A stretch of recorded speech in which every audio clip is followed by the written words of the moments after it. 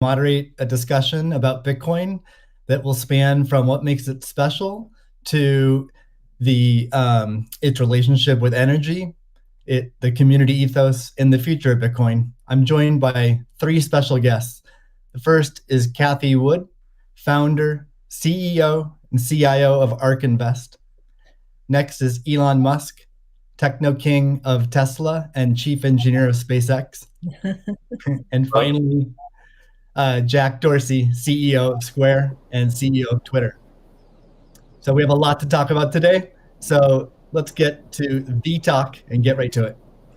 I'm going to start off by asking each of you a question, which is what's shaped and influenced your views on Bitcoin? And let's start with Cathie. Okay, Steve, thank you. Well, the first thing was our focus on disruptive innovation. So starting in 2011, Brett Winton, our director of research, who I know will be on the program later, he started talking about this thing called Bitcoin at the time.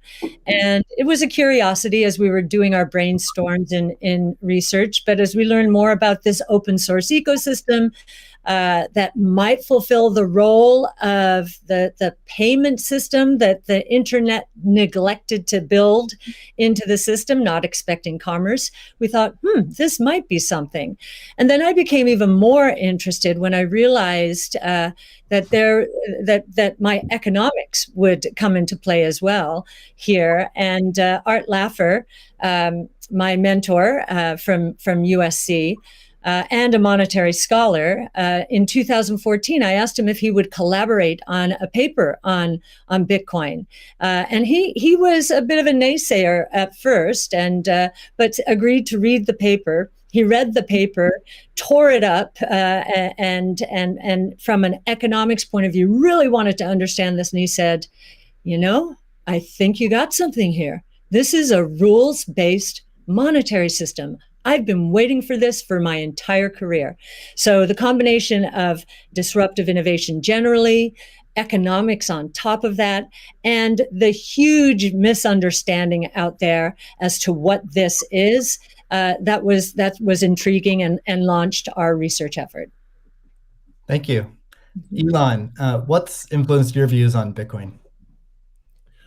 Well, I've thought about money for quite a while, obviously, since the PayPal days. And then the companies that preceded that, X.com, which I created, and Confinity, which Peter Thiel, Max Levchin, Luke Howry, and others created. When we combined the companies and made PayPal. So I've been thinking about money for a long time. And really, I think it's best to think of money as an information system, primarily an information system for labor allocation. For practical purposes, it exists in a series of heterogeneous databases, like very different databases in bank mainframes around the world. It moves quite slowly in reality. It seems to move fast sometimes, and it does with PayPal, which is real time. But the vast majority of the systems out there are batch processing. So the actual reconciliation may take 1 to 5 business days, sometimes longer. And you have the ACH system, which is ancient and still in operation, which allows transfers effectively like a check would be an ACH transfer, but it's not secure.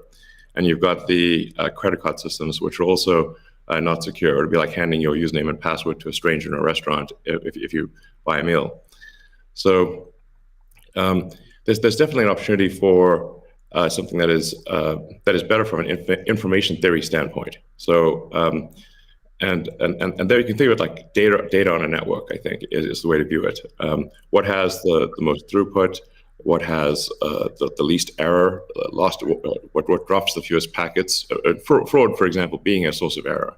And government interference in currencies being a source of error. But it's fundamentally an information system. So I think it makes sense to support something that improves the quality of information with which we conduct the economy. And Bitcoin is a candidate for that. It does, I think, some things well, and it's obviously it's evolving, and there are additional things like Lightning being done on top of Bitcoin. but Bitcoin per se is mostly solving for scarcity, or rather solving for essentially having no throat to choke, decentralized. So there's no one who can be coerced in any way to empty their Bitcoin account. Well, I guess they could technically, but on an individual basis, but the system as a whole cannot. And it has an open ledger, which is also quite good. But transaction volume is low. Transaction cost is high, and usability for the average person is not yet very good. But it has a lot of potential. And I should say that, like, I'm not, and I apologize for taking a long time, but there certainly is a lot to say. In general, I'm a supporter of Bitcoin and the idea of cryptocurrency in general. But as I've said publicly, we do need to watch out for crypto taking, especially Bitcoin, using proof of work to maybe use energy that's maybe a bit too much and not necessarily good for the environment. So, but on balance, I support Bitcoin, and I'm not an investor.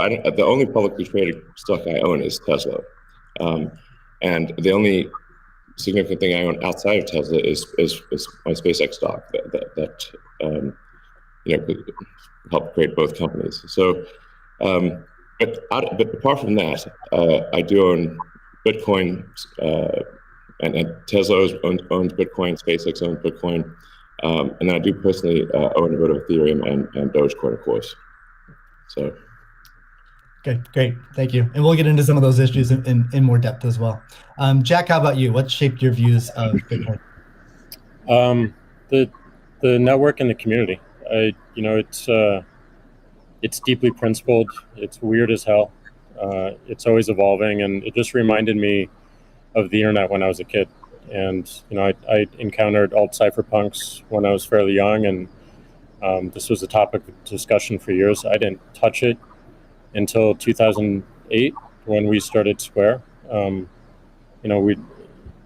and teams at X and PayPal inspired a lot of what we were trying to do, trying to bring in more to a physical world. But we encountered this crazy predatory system that was slow, that was obtuse, and I think one of the things that we tried to do, which X and PayPal also tried to do, is build an abstraction layer around this complication and around this predatory nature that the financial industry can tend to be, and make it work for people.